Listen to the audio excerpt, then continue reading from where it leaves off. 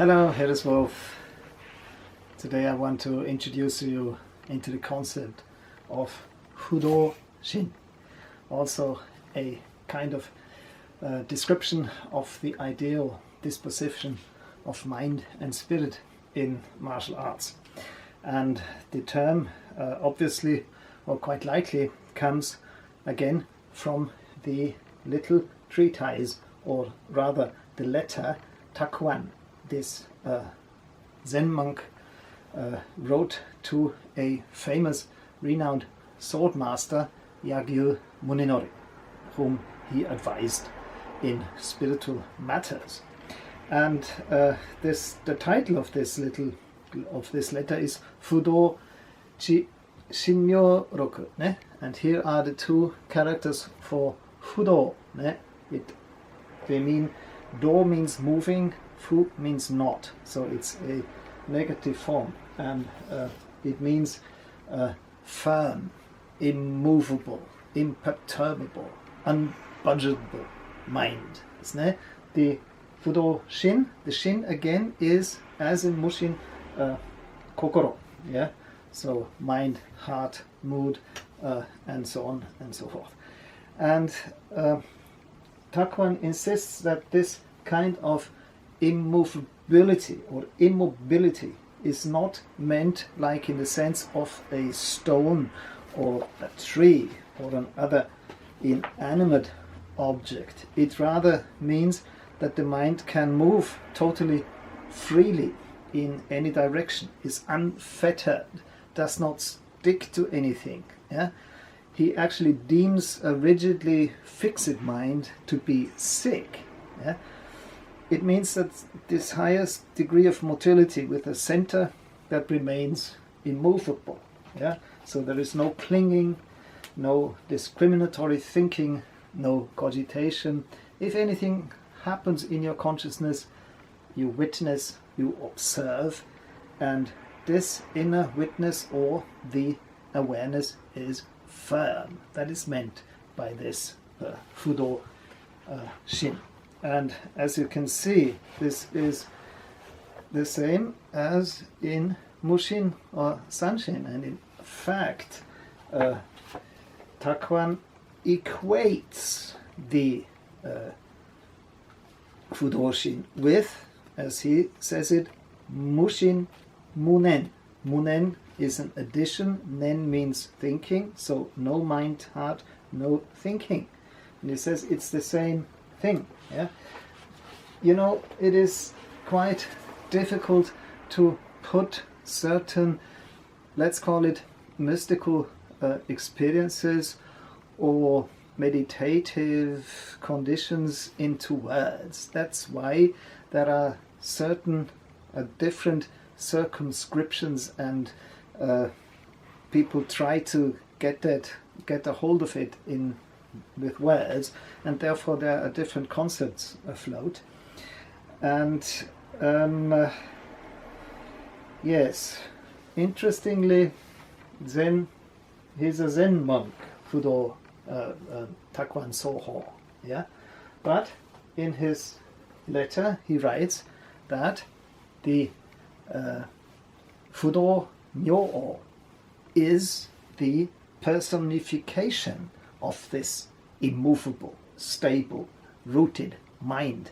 And the Fudô Myôô, I have an illustration here, is a guardian deity of the esoteric, so-called esoteric Buddhism, yeah, or it's also called Tantric Buddhism. And in Tantrayana, as it is also called, these are Buddhist schools you find in Tibet, in Mongolia, and interestingly, this one school in Japan, which is called Shingon-shu. Shingon is the translation of mantra, yeah, so it's also called Mantrayana.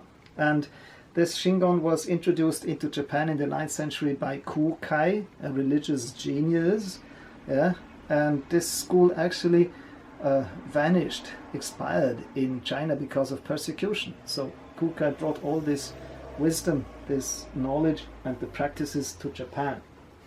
And Fudô Myôô plays a big role in this Tantric Buddhism. And I say this as a side remark because usually we associate the warriors with Zen Buddhism, which is actually due to the way that Suzuki Taisetsu Teitaro introduced Buddhism into the Western world. And before him, who was a friend of his, Lucaria Kaiten, wrote a book which was actually called Zen, the Religion of the Samurai. But the samurai were not only adherents of the Zen school, but some of them were in pure land schools, and quite a few were in Tantric Buddhism engaged. And this is something that was made very clear by the scholar practitioner Carl Friday, and he makes interesting observations. Actually, he takes this term, no mind, no thought, ne? Munen muso, he turns it around, or munen mushin, yeah, and says that in esoteric Buddhism, which is also called Mikkyo, yeah, rather than focusing on a passive state of no mind, no thought, Mikkyo meditation cultivates positive activity within the mind using dozens of visualization rituals, and all based on the process of mutual empowerment, which is called kaji in Japanese, between the practitioner and some Buddha, deity or saint that serves as the object of the meditation. The process termed Nyu Ga Ga Nyu, entering the self and self-entering, involves the power of the object deity flowing into the initiate, at the same time that the initiate's power flows into the deity. In general, the practitioner first visualizes the object inside himself, absorbing it in such a way that the object becomes the subject, and then visualizes the object expanding until it envelopes first himself and eventually the entire universe, making the object absorb the subject and all that the subject can experience.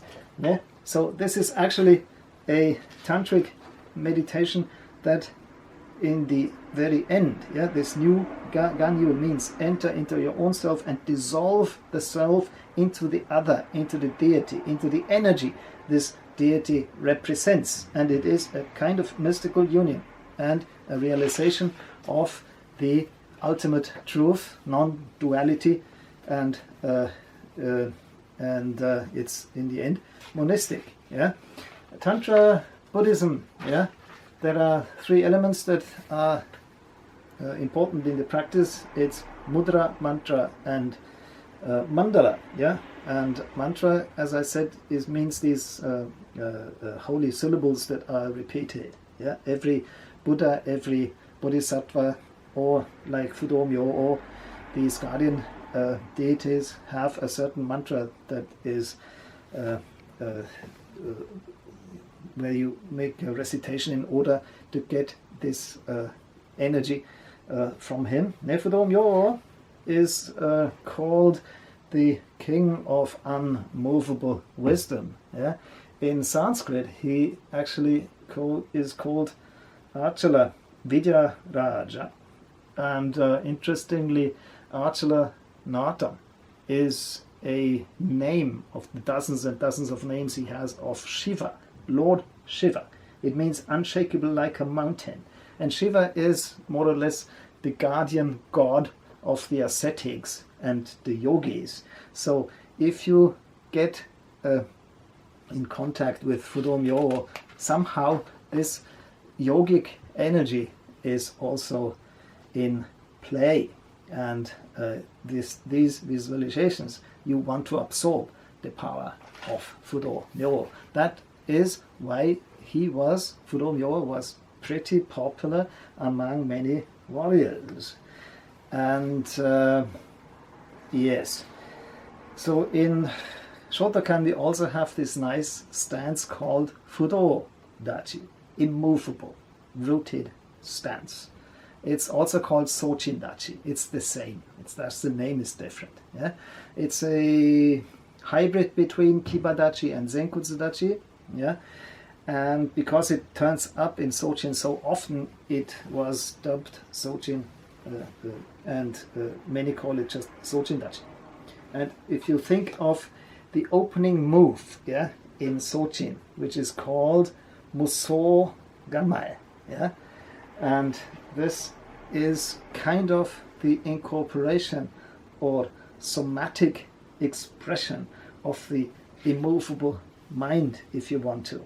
So try to think of it when the next time when you perform Sojin, and in expressing this or in doing these moves, think of that this is an expression of this rooted, stable, clear, aware mind.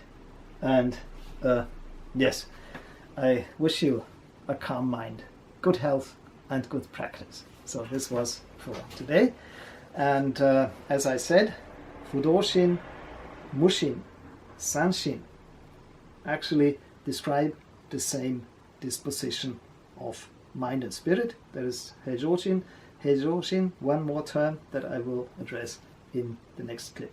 Yeah. So see you then.